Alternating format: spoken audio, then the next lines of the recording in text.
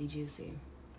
Actress, model, and fashion designer Khadija Jones was Tupac Shakur's fiancée and daughter of record producer Quincy Jones and actress Peggy Lipton. Being around other celebrities was just a part of life.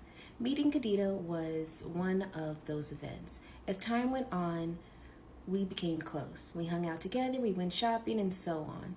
So it was time. So when it came time, I met Kimora. Those were the days, or so I thought. We always had girl talk. The fact that she was dating someone I had previously been with wasn't a source of contention. We didn't get jealous over things like that. It was just girl talk. No, we didn't become intimate with Khadija. Kimora was too jealous for all that. Yes, Khadija knew about Kimora, Sean, and I. We had all been together intimately, but of course she did. We shared all those kinds of things. We were open and honest with each other about almost everything. A true friendship, except I couldn't be open and honest about everything. Not anymore. Sean made sure of that. Khadija and Tupac were the greatest couple. He was so cool and yes, sexy. She was so beautiful and fun. Before all the tension and beef, we used to all hang out together. It was always dope vibes. But with Tupac's pew-pewing and suspicion around Sean and Jimmy, the vibes around Khadija and I weren't always perfect. And then came that night. Award shows weren't anything new to us at this point. We got dolled up for the men as they got groomed. We didn't choose what we wore. A stylist prepared our color palettes. A makeup artist did our makeup and the hairstylist did our hair. This is just the way of things. We shared the best stylists in the business. Sometimes we'd go all to the studios and the events and got our measurements taken, but this time Khadija seemed different. I felt something was wrong, and when I probed her, she wouldn't say anything. The next day, the event was here and we all would see each other inside. Even though Sean was my man, he was far as props as I had nothing on Khadija. Being Quincy Jones's daughter had perks, and superstardom was one of them. Pac wasn't there. When she saw, she came over to our table. She sat around kicking with a very dope vibe. Sean knew he was going to clean up at the award show, and he had all but taken over the East Coast musically. With all the hits, there were really no way he wouldn't. Bad Boy Hall of Fame type of stuff. And Sean P. Diddy Combs knew it. Sean smiled at Khadija as she sat at our table, but something about his smile didn't seem authentic. Soon, I would know why. He's sick when he has a grudge against somebody. And as Sean said, Bad Boy's gonna clean the F up. From his table, with Faith and Chris replied, yeah, and this new stuff we got was bussin'. It's gonna have these dudes sick. Khadija signaled over the waiter to pour her a glass of ginger ale as she sat over at the table. As the waiter refreshed her drink, she said, Pac's music's gonna get some love too. Sean grimaced. Oh, come on, Sean, I know you got your differences, but you have to admit the man makes great music. Sean looked at me in the corner of his eye and then took a sip of his favorite cognac and replied, Bad Boy has the hottest music on the planet, but I ain't tripping. Everybody got they shine, right? Khadija signed. Sean, Tupac thinks you're behind him getting pew-pewed. You two were so close. You need to make this right. Sean responded indignantly. Why would I call that dude think I had, excuse me, I have to edit this, but why would that dude think I had anything to do with it? Khadija retorted. Sean, can you blame him? Sean was obviously not happy with the question by his reply. Yeah, I can blame him. He had nothing going. All of us. That dude turned on me. He has the gumption to blame me for his pew-pewing. The indignity of the manager managed to spew out while lying through his teeth was something I did not expect. I was thrown back by the moment before interjecting. Dad, do you have to do this tonight? It's Sean's big night. Kimora heard the ruckus and made her way to our table. She sat down and said, Hey, everybody, with that big dimpled smile. I smiled and replied, Hey. Khadija also seemed happy to see her. She said, Hey, what's up, Kimmy? Kimora never was the type to hold her tongue and went straight at it. The whole place is buzzing by the fact that you're all sitting back here accusing Sean of shooting Pac. Y'all kind of loud. She laughed. Khadija seemed embarrassed, but she looked around and everybody staring and whispering. But she wasn't about to back off. She doubled down. Anybody here not talking about it ain't real anyway. We all know Sean was behind it. Kimura forced a smile. Honey, we don't have to do this here. Khadija made it clear that she was not going to be silenced as she continued. Oh, let's not hurt the feelings of Sean Puffy Combs. He had one of the most prolific rappers in the game, Pew Pew. Sean clenched his hand into a fist, and if it was anyone else, it would have turned ugly. But this is Quincy Jones's daughter. Sean is a monster in the streets, but he's feared by men that knew. But he didn't want no smoke from Quincy Jones could bring. Khadija could continue with impunity. Sean couldn't touch her. Christopher and Mary, both wanting to defend the super producer, had made them both famous. Both started to stand and make their way over to the table. But Sean signaled them with a firm motion of his hand, and they remained in their seats and watched helplessly. Khadija seemed to be on a full rampage. You're not safe in these streets, Sean. You think you're untouchable. Kimura seemed red in the face, and then she grabbed Khadija by her hand, saying, I gotta go to the restroom. Khadija, not willing to stop, snatched her hand back away, yelling, Let go of me. Kimura needed her to get a grip and said sternly, like a parent speaking to a child mid-tantrum, Da! Khadija turned to her and yelled, What? Kimura nodded toward the crowded room, and Khadija looked around. Here. She's deflated slightly. Kimura, now in control, spoke firm but softly. Let's go powder our nose. Khadija nodded with a grimace and gave a sharp look back at Sean as he walked away. As the tension slowly melted away, I asked Sean, Are you okay? Sean didn't reply at first.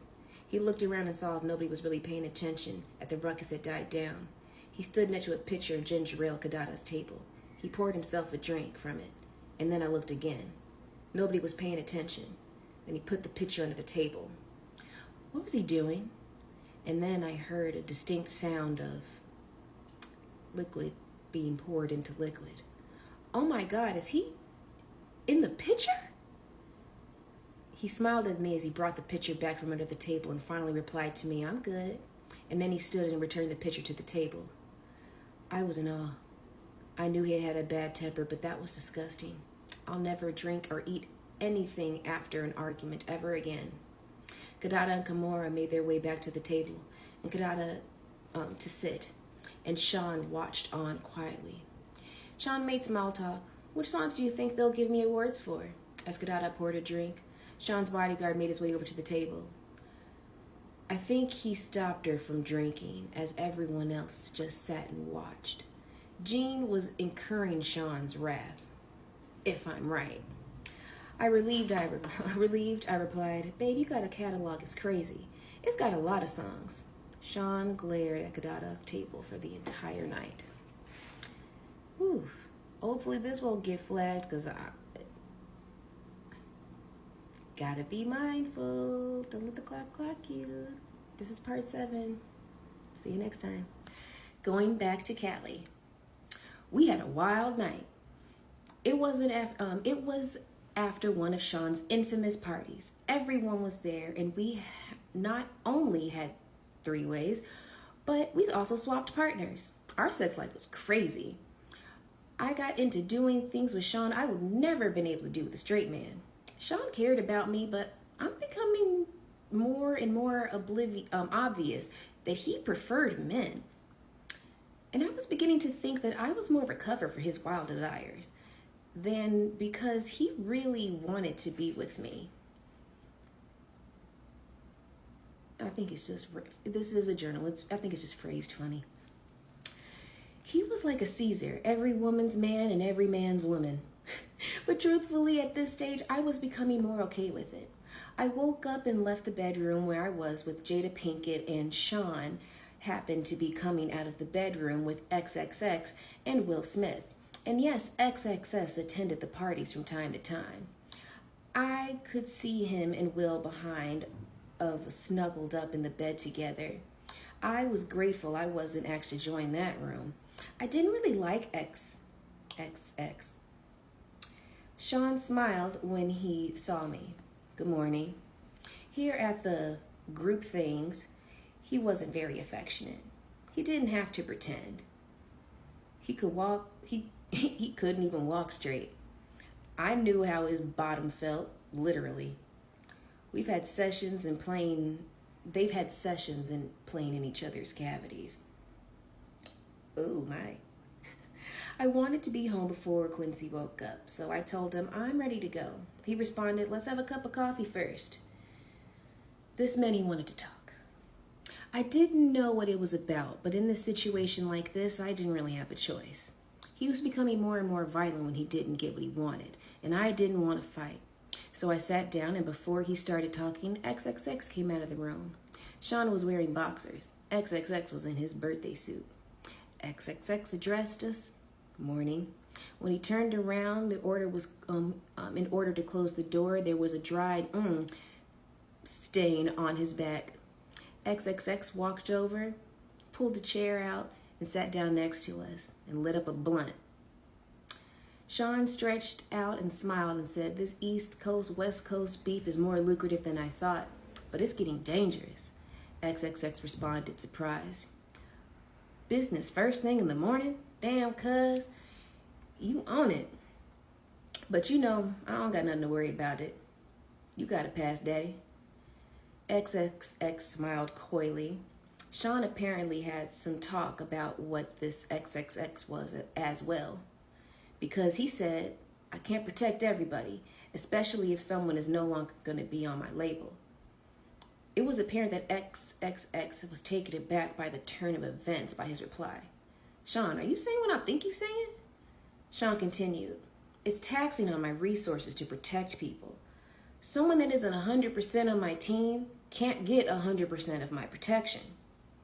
What the hell is going on here? What does Sean want from me? This morning it is turning out to be way more than I expected. I have to go. Quincy is looking for me. Meanwhile, XXX apparently wanted to clarify. So let's be clear, if something happened, XXX made quotation marks with his fingers. One of your artists that was leaving your label anyway, it would be considered.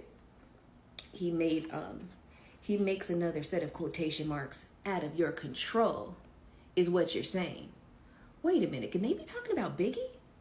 Is Sean saying that he won't protect Biggie? At this point, I was too young, too naive, and too hungover to understand what was a lack of protection. This was a hit. But where did this come from this morning?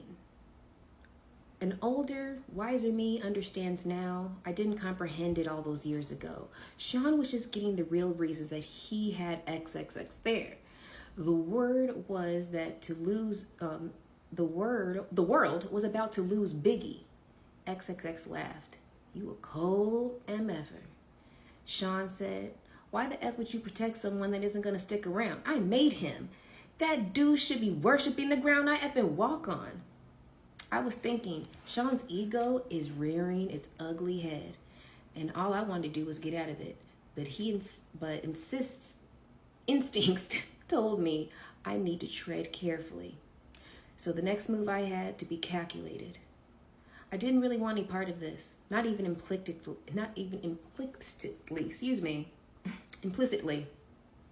But I was dragged right into the middle of it. If what was happening here ever comes out, I will be held as an accomplice. But even though those thoughts crossed my mind, I couldn't pretend like it was okay. I said, but Sean, he hasn't left yet.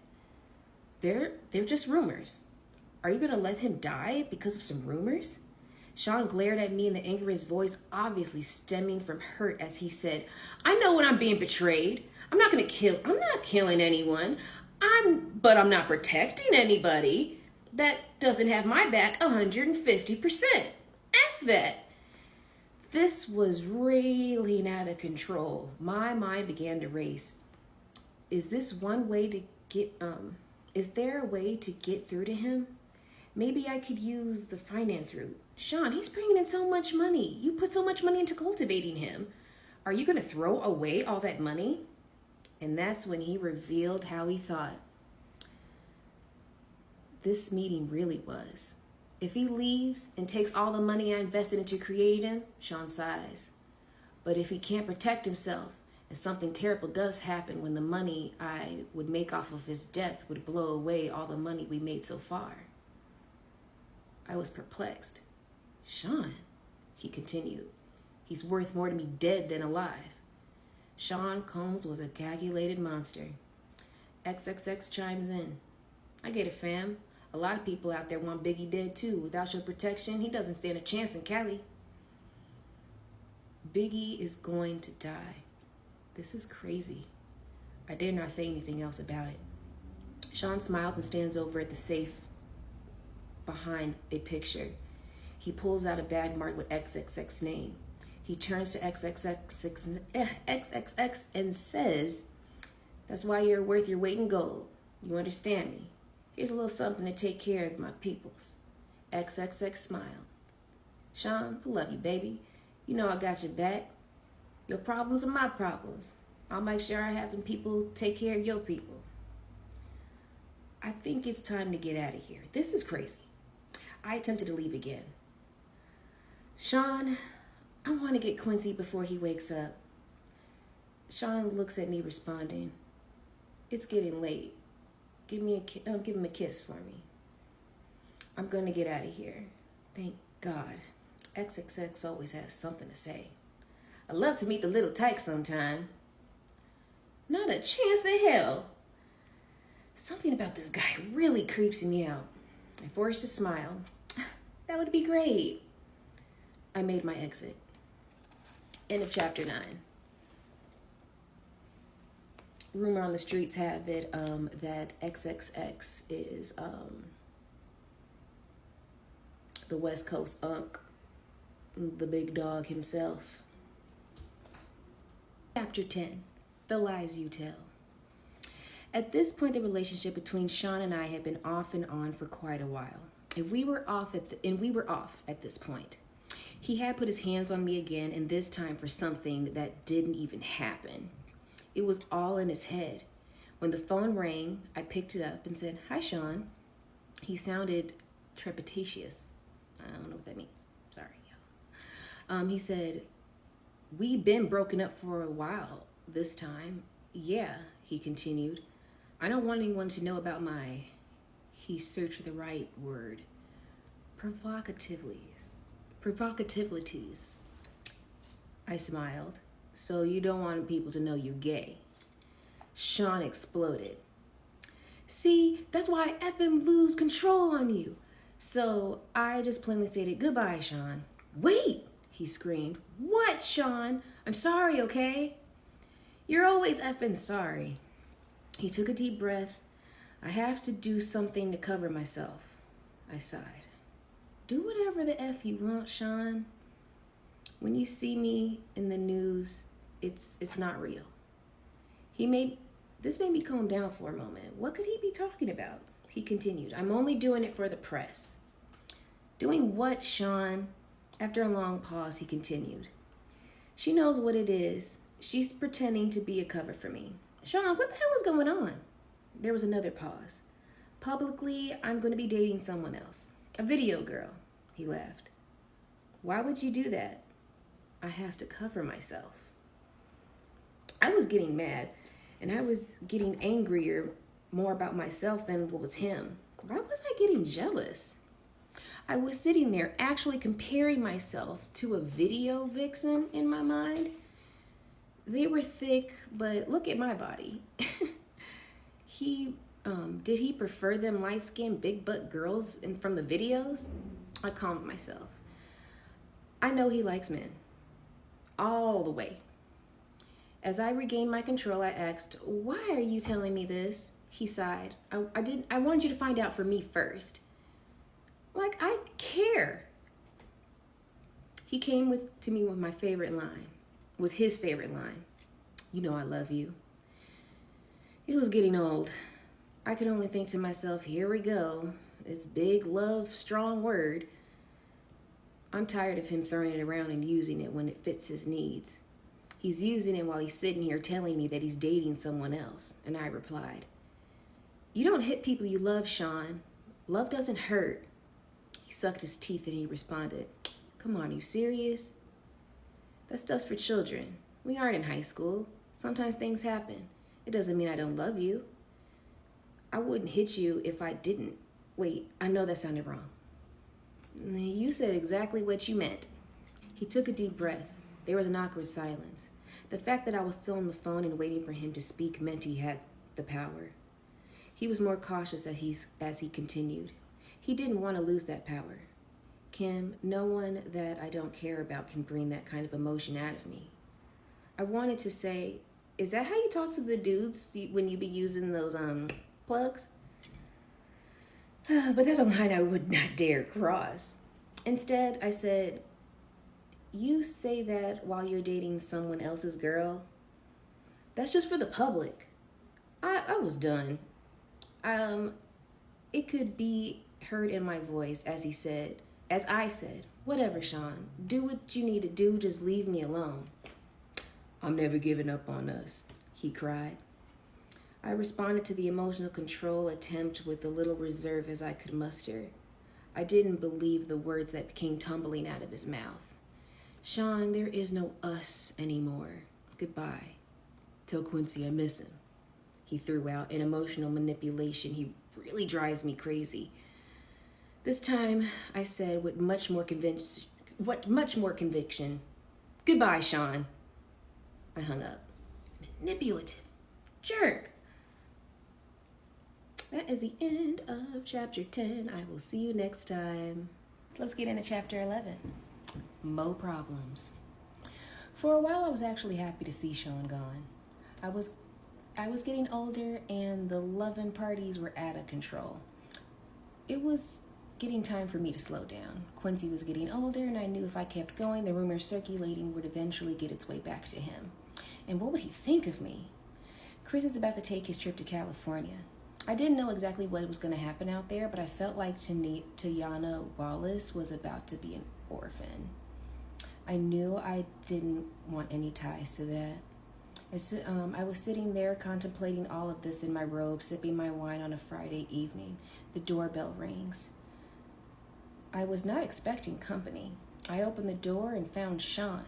My heart skipped a beat.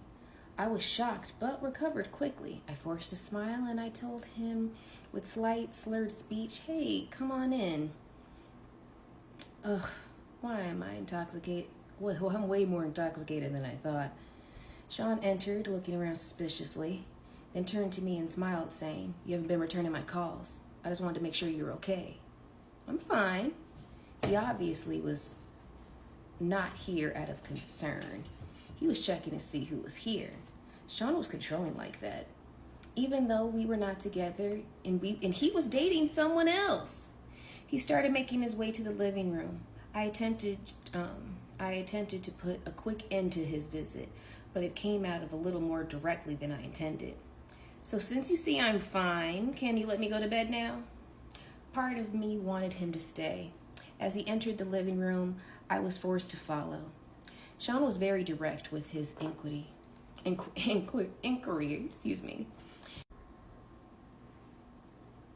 "You're dating someone else. I can mess with whoever I choose."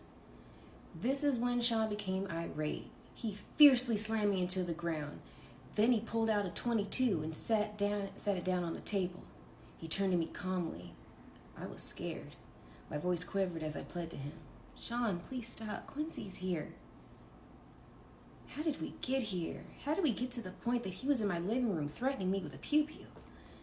He knelt on a knee and got right in my face to say, "You're mine. You don't have a choice in that now. I can't live without you." He stood up, composed himself. I was terrified as I whimpered, "Sean, that's not love." Sean picked up his pew-pew and cocked it. He looked over at me thoughtfully and asked, "Have you ever heard, if I can't have you, no one else can?" "Sean, please don't. Please, Quincy will hear." Sean smiled as he put the pew-pew away, saying, Oh, it's just for the dramatic effect. I would never shoot you. If I was gonna kill you, no one could trace it to me. You know how many people I've had taken care of over the years. It would be so quiet, something in your food or your drink, something that would never get back to me. I wouldn't shoot you. Do you understand? I could only nod, tears flowing down my cheeks. He looked at me thoughtfully as he reached down to help me up. I could do nothing but agree. He's a terrifying monster. Now he wanted to smooth it over, and I had to go along with it. What else could I do? Listen, baby, I don't ever want to hurt you. You know, I really do love you, or I would have moved on. Think about living my life without you. It's just too hard. If someone ever tried to hurt you, I would unalive them. My back hurt from where I hit the table when he shoved me. All I could do as he helped me up was nod as I understood the streaming tears which he wiped. He looked towards Quincy's room. Let me say goodnight. No, Sean, please. He's thinking quickly. He has to get up in the morning. Sean looked at me with an unreadable look. He was studying me.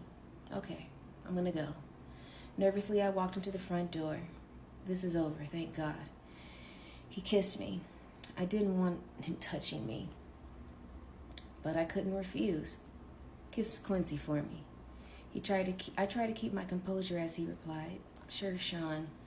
As I opened the door to leave, the bodyguard was waiting outside, escorted me to the car. This is far worse than I realized.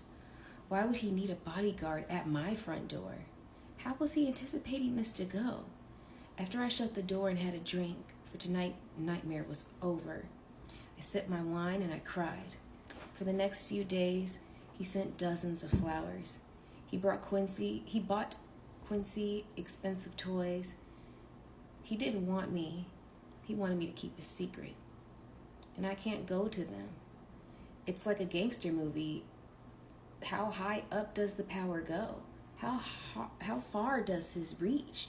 The FBI? The CIA? Who's not corrupted? Or will get silenced under the chain of command?